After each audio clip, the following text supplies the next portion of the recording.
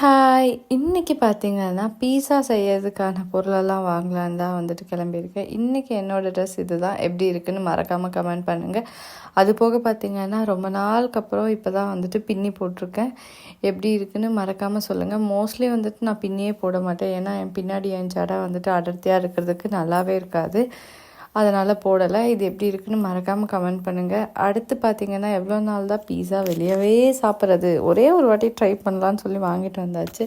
First வந்து unsalted butter வந்து வாங்கிட்டேன். ஏன்னா அது நான் நிறைய இதுக்கு யூஸ் பண்ணுவேன். பீஸாவுக்கு தேவையில்லை, மோஸ்ட்லி சீஸ் தான் வந்துட்டு மெயினாக வாங்கலான்னு போனேன். அதையும் வாங்கிட்டேன். அப்புறம் பார்த்திங்கன்னா சாஸும் வந்துட்டு வாங்கிட்டு வந்தாச்சு. வெனிலா எசன்ஸும் வாங்கிட்டு வந்துட்டேன். இந்த 3 தான் நான் வந்துட்டு வாங்கிட்டு வந்திருக்கேன். அது போக பார்த்திங்கன்னா மாங்காய் யாருக்கு தான் பிடிக்காது, பார்த்ததுமே கொத்தோடு தூக்கிட்டு வந்துட்டேங்கிற மாதிரி வாங்கிட்டு வந்துட்டேன். அடுத்து பீஸா செஞ்சு அந்த விலாக் போடுறேன், மறக்காமல் பாருங்கள்.